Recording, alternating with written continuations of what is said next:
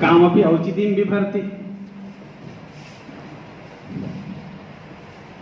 अब इसकी प्रस्तावना इस कार्यक्रम की रखने का भार मुझे राजर जी ने दिया है। हम यह कार्यक्रम अपने प्रोफेसर, जो व्याकरण विभाग के प्रोफेसर हैं, उनके रिटायरमेंट के अवसर को उपलक्षित करते हुए नहीं कर रहे हैं। हमारे पुराने ex director campus studies retire हुए हैं, इसलिए भी नहीं कर रहे हैं। भारत के बहुत बड़े प्रसिद्ध विद्वान रिटायर हुए हैं हमारे विश्वविद्यालय से, इसलिए भी नहीं कर रहे हैं। हम तो वास्तव में इसलिए कर रहे हैं कि हमारे दिल से जिनको हमने अपना माना है, अपने बड़ा भाई समझा है, जिन्होंने हमें गाइड किया है हर अवसर पर, चाहे शास्त्रीय बातों को लेके हो, चाहे व्यावहारिक बातों को लेके हो, इस तरह से केवल बौद्धिक स्तर पे नहीं, हमारे हृदय पे जिसने राज किया हो इतने दिनों से, वो रिटायर हुए हैं। इसलिए ये कार्यक्रम हम दोबारा कर रहे हैं।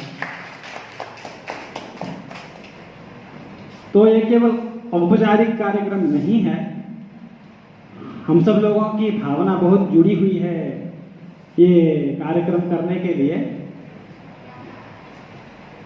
तिवारी जी, जब मैं पहले आया था इस विश्वविद्यालय में, उनका परिचय सभी के साथ इसी प्रकार उनका परिचय हुआ होगा। एकदम से उन्होंने यही पूछा कि सर किस किस विषय में सर्टिफिकेट है आपका? तो मैंने कहा मेरा साहित्य में ही सर्टिफिकेट है। तो किन किन विषयों को पढ़े हो? तो मैंने कहा साहित्य को ही पढ़ा हूँ। तो केवल एक ही शास्त्र में है या अन्य शास्त्रों में भी है? तो मैंने कहा नहीं, मैं तो केवल साहित्य ही पढ़ा हूँ। तो कुछ कविता वविता भी लिखना आता है? ऐसा उन्होंने हाँ कुछ कर लेता हूँ। तो एक श्लोक दिखाया तो प्रसन्न हो गए, हाँ बहुत अच्छी कविता है। तो उन्होंने प्रश्न किया रसगंगाधर से, और प्रश्न का उत्तर दे दिया। तब उन्होंने कहा ठीक है, तब तुम जो है मेरे दल में हो। ये उनका शब्द था। तो इनका जो है अपना और पराया, मतलब सन्निकटता और नेदीयस्ता और दवीयस्ता का एक ही मापदंड था उनका, कि शास्त्रों में कितनी अभिरुचि है, शास्त्र में गति बनाने की इच्छा है या नहीं। पर तो शास्त्र संपर्क जितना प्रगाढ़ है, उतने ही तिवारी जी के साथ नेदीयस्ता है। और जिनको भारतीय संस्कृति के साथ, शास्त्रों के साथ संबंध कम हो, और इसमें भी एकदम हम मान सकते हैं कि तिवारी जी को उनके साथ जो है वो बाहरी ही व्यवहार करते हैं, उनको अंदर से व्यवहार उनके साथ तिवारी जी का नहीं हो पाता है। इसलिए केवल 200 साल पुराने, 300 साल पुराने एकदम हमारे भारतीय संस्कृति के परिपालक जो आचार्य हुआ करते थे, वही स्वरूप उनका है। एकदम सच बोलना, सीधे मुंह पे मुंह फट सच बोल देना, जो कोई क्या सोचे क्या समझे कोई मतलब उनको मतलब नहीं है, जो है वो बोल देते हैं। और सबसे मुख्य बात यह है कि कभी भी हमारे वैदिक संस्कृति को लेकर, हमारे आचार्यों के सिद्धांतों को लेकर समझौता नहीं करना, ये सबसे बड़ा गुण है। ये मैंने उनसे सीखा है। कहीं पर भी अपनी संस्कृति की बात आ जाती है, सिद्धांतों की बात आ जाती है, तो केवल लौकिक व्यवहार के लिए, सामाजिक व्यवहार के लिए, सिद्धांतों के और संस्कृति के लिए वो समझौता नहीं करते हैं। ये उनका बहुत बड़ा गुण है। बाकी उनके साथ जो चर्चा होती है, दुनिया में अनेक लोगों से हम मिलते हैं, सबसे अधिक जो दुनिया में चर्चा होती है वो केवल गॉसिप ही होते हैं। केवल बेकार के बातें, दूसरों की निंदा, अपने जो चरण चुंबन करते हैं उनकी थोड़ी थोड़ी प्रशंसा, यही हम देखते हैं दुनिया में। लेकिन तिवारी जी के साथ रहते हैं तो उसमें 90% बातें शास्त्र की ही होती है। यह बहुत बड़ी बात है। या तो वेदांत, या तो भगवत गीता, या तो श्रीमद् भागवत, या तो तुलसी रामायण, कुछ न कुछ उठा के ले ही आते हैं वो।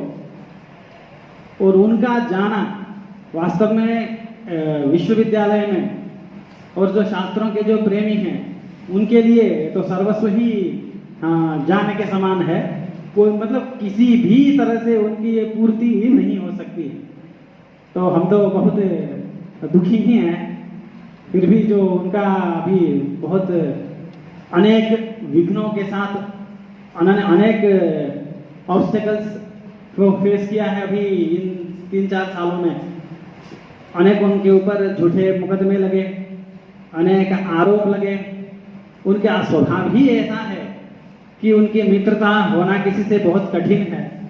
जो एकदम सच के साथ रहूंगा ऐसा दृढ़ नहीं होता, वह व्यक्ति उनका मित्र नहीं बन सकता।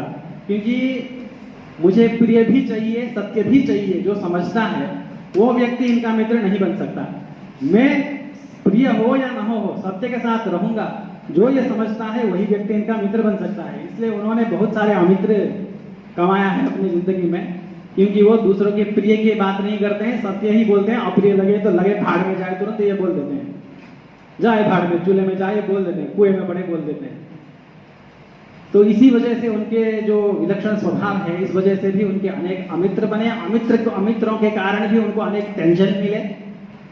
उन सारे टेंशन को, उन सारे ऊपर से आए हुए, दूसरों के लिए लड़ते हुए आए विपत्तियों को झेलते हुए, पार करते हुए, बीच में तो एकदम ऐसा लग गया था कि कहीं ये विश्वविद्यालय आना कहीं इनका बंद ना हो जाए।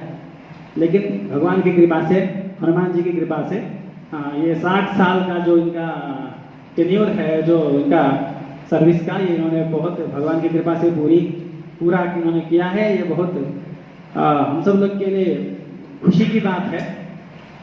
और आगे 2022 से इनकी कुंडली में गुरु की दशा शुरू होने वाली है।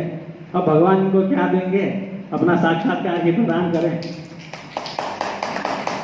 तो यही कहते हुए मैं अपनी वाणी को यही विराम देता हूँ। और जयकांत जी के बारे में भी उन्होंने बोलने के लिए कहा है। जयकांत जी को हम अभी तक बहुत दूर से देखते हुए आए हैं। ये बहुत बड़े व्याकरण के विद्वान हैं। ये बहुत शास्त्र समृद्धि और शास्त्र रक्षा के लिए लड़ने वाले व्यक्ति हैं, शास्त्र पोषण में तत्पर व्यक्ति हैं। हम सुनते हुए आए हैं। मैं राधा गोविंद देव जी के चरणों में प्रणाम करके ये निवेदन करता हूँ कि हमने जो सुना है वो हम देखने का भी अवसर प्रदान करें। ऐसा कहते हुए भगवान के चरणों में प्रणाम करता हूँ, अपनी वाणी को विराम देता हूँ। धन्यवाद।